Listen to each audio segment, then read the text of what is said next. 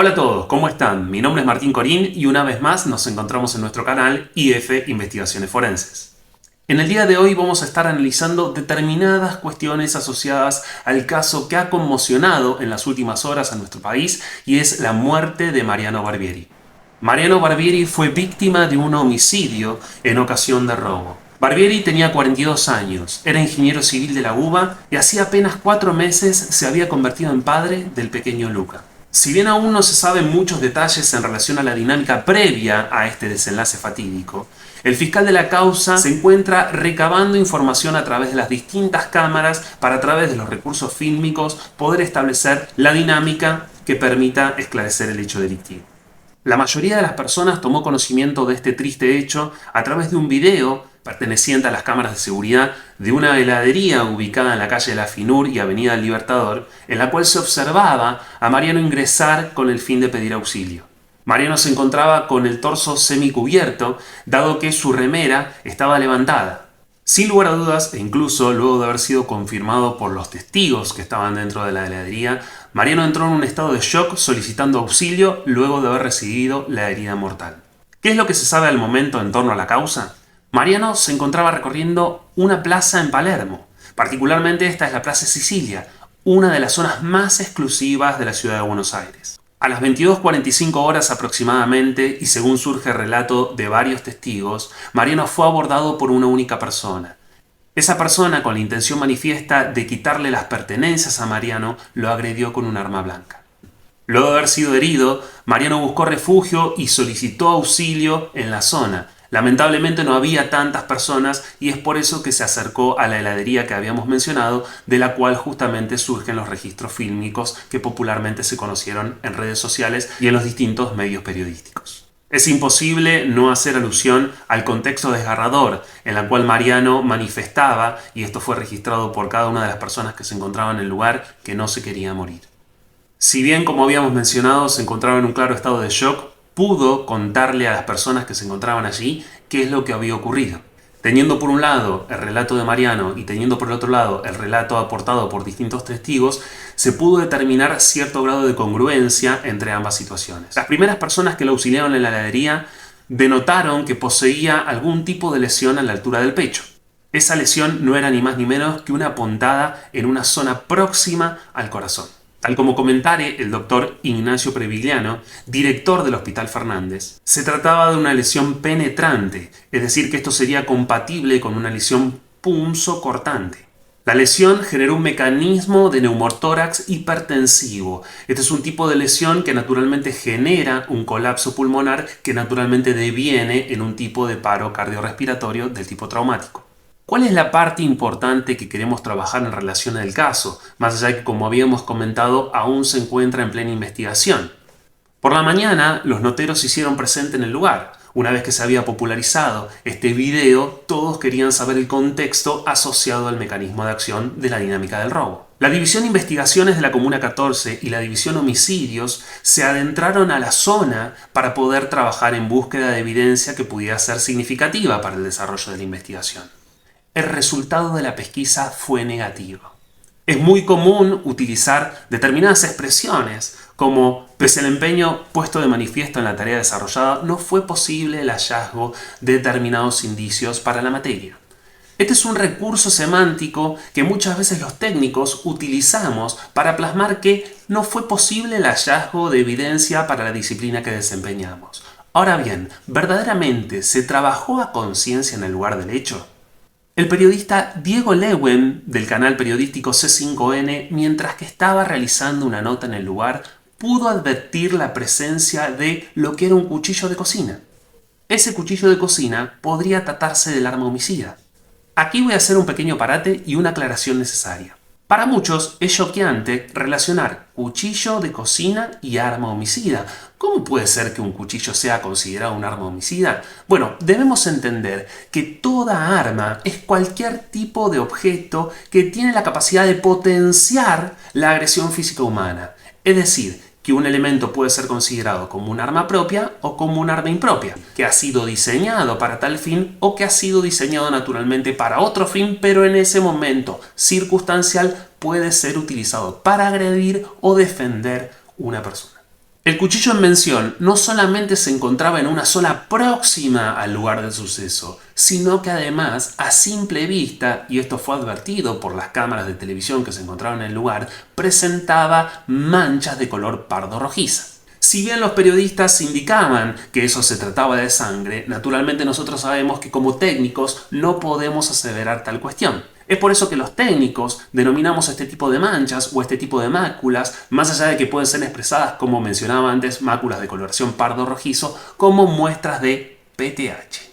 ¿Qué es el PTH? Bueno, son las siglas correspondientes a presunto tejido hemático. Las tareas de laboratorio, a posteriori, permitirán con certeza determinar si esas manchas eran de sangre, si eran humanas, e incluso poder determinar un perfil de ADN si naturalmente se trataba de sangre humana. No solamente se encontró el cuchillo señalado, sino que incluso aparecieron vestimentas, una mochila y un barbijo en zona lindante a la antes mencionada. Uno de los objetivos de este canal es llevarles a ustedes el conocimiento del área técnica. Esto significa que vamos a intentar mencionar qué es lo que se hizo, si se actuó de una manera correcta o si por lo pronto se tomaron los recaudos necesarios una vez advertido la presencia de estos objetos. Como podemos observar en esta fotografía, una de las personas que se encontraba realizando dinámicas asociadas al relevamiento de la zona y perteneciente a la fuerza policial, al advertir la presencia de este cuchillo, no tuvo la mejor idea que acercarse para sacarle una fotografía de manera directa. ¿Esto es correcto? ¿Está bien realizado? No hace falta tener mucho conocimiento en la materia para entender que esto no es correcto. Hay una premisa fundamental que nosotros tenemos que tener presentes. La idea de la preservación del lugar del hecho debe de ser la más importante de todas. Si la escena no fue preservada como correspondía luego de haberse realizado el hecho, es decir, posteriori de socorrer a Mariano en la heladería, se debió de haber ido al lugar del hecho y generar la preservación correspondiente. En términos ideales, yo podría decir que se podría haber preservado absolutamente toda la plaza. Esta puede ser una crítica de algunos pares que digan, bueno, es un concepto ideal, ¿cómo vas a preservar determinada superficie siendo tan extensa y por ahí no teniendo los recursos para hacerlo? Si bien en algún momento profundizaremos cómo es que se realiza esta dinámica de preservación en términos ideales, no se necesitan mayores recursos para poder hacerlo. Cualquier tipo de objeto, cualquier tipo de elemento que permita determinar un sector será útil para poder establecer este perímetro de resguardo.